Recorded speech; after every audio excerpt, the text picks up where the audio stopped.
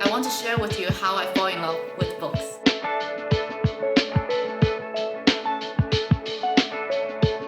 Hi everyone, welcome back to the channel. It's Lydia here. If you're new to this channel, I'm a banker who also loves life. So in this channel, I just usually share some of the things I used to change my lifestyle by building a healthier and more balanced life. This week's video is about books. It's one of my favorite segments in my channel, and I hope more people can enjoy it as well. I never thought I would fall in love with books, really, because ever since I graduated from school, it always feels like reading is very tiring, after 12 hours working day or 15 hours, you just couldn't pick yourself up to read anything more. I think the whole period of COVID actually gives me a reset button that I have to read. I started to fall in love with reading again. I hope to share with you how I did it. I hope it's going to help my friends who always tell me, oh, I think reading is great, but I just couldn't pick up a book. I just couldn't finish a book. I can't remember anything from a book. I was the same at the beginning, but for some reason I got lucky to fall in love with reading books. So today,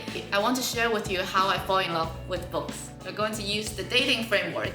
Let's go. It's the same as dating. First step, you need to choose your lover or your book carefully. We often spend so much time just picking a date. You should do the same for the book that you want to read as well, because you don't want to start a book that you don't really enjoy. At the end of the day, you couldn't finish it. You wouldn't associate good feelings about reading books, and then you would read less and less. So same as dating, pick someone that you will at least like from the cover and go for the first date. So I usually pick a book that's either super helpful for my personal development, or it's just a topic that I will want to learn more and I know that I can talk to my friends with. The second step is to get curious. The same as dating, you need to be at least curious about the date so that you want to spend more time with him or her, right? So books are the same. If you are genuinely interested in the characters in the book, and you will find ways to know them better. You will want to spend more time reading the book. You will want to spend more time reading maybe the characters that the book mentioned and read something more. Remember the time you would try to do all the possible due diligence before you go on a date, and you just want to know everything about that guy or the girl. If you can apply the same level of curiosity towards books, reading a book will become a natural part of your life because you just want to know more. Going into the details about the characters in the book, reading is way more interesting in that way. I usually got so curious. If they mention something I don't know, I would just Google it. Recently, I read a book by Esther Klein, which is one of my podcast hosts. He's also a New York Times commentator. In this book, he recently published Why We Are Polarized. He mentioned his wife, and I quote here, as I have the great fortune to be married to the most interesting person I have ever met. Because he is already a very interesting person. I've been listening to his podcast for over a year, and all the conversations he has been having are so thought-provoking, got me thinking how interesting his wife can be. And then so I searched his wife. Actually, his wife is Annie Lowry, very talented journalist and proponent for the universal basic income, and she graduated from Harvard. In this way, I got a little bit more out of the book than not just about the book. So then those people who are writing the book, it almost becomes like your friends. So naturally, you want to know more about them, you want to follow them, and you want to know whether there's a next book that they're going to publish. After you get curious, it's time to set the date.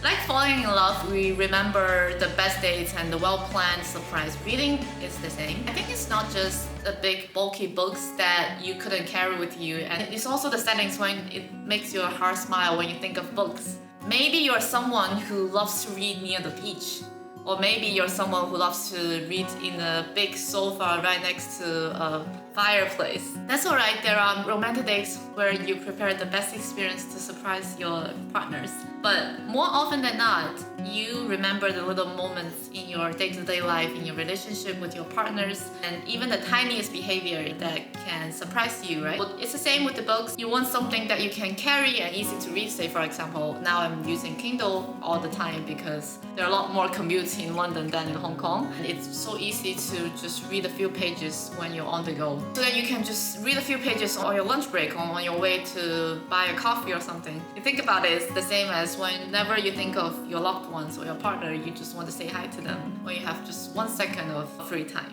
And the fourth one is remember the best moments. Same as dating, reading is not all fun. And some people would say that, yeah, it's not fun at all. I've read in the past 3 years, more than 80 books, and most of them are non-fiction books. Even in the most serious non-fiction books, if they're well written, you will find a moment that you can't help but thinking, wow, this book is so good. I often find myself burst into laughter when reading books, not just the fun ones, not just the memoirs written by a comedian. Say for example, last year I was reading this book, The Most Important Thing by Howard Marks. So Howard Marks is the chairman and co-founder of the Oak Tree Capital Management. It's one of the largest distressed investment funds. Once you read through the descriptions like this, I think most of the people wouldn't expect that there will be funny moments, but this is the one part from the book. He said trading on momentum is more like trying to guess the next person come around the corner will be male or female. And I remember very vividly when I read this line in the coffee shop, I was just like, can't stop laughing. I remember it so well. I actually put it down in Notion last year. Until today, I was like, I want to do a video about how you can fall in love with books. I found this. That's how well I remember it. And it also takes some effort to remember it well. You have to really want to remember it so that next time you have this compound interest of happiness when you think of a book, and you can also tell more people about how enjoyable reading is. And that's the same as dating, right? It's just like when you want to tell your best friend about your boyfriend or your girlfriend, what they have done for you for your birthday and how sweet they are. It's the same as reading books. The final one is visualization. It's a concept that I first heard from Matthew Hussey, the love life coach, but he has more than love life. It's more like a life coach to me. I think basically it means that you're trying to reach a goal when you create a vivid image of what you will reach and see what do you want. Sometimes we imagine too much about dating, or sometimes you just go on 1 date or 2 dates and then you already imagine that, oh, you're walking down the aisle with this guy or this girl in the wedding. While that might not be that helpful for your dating life, it's definitely helpful for reading a book.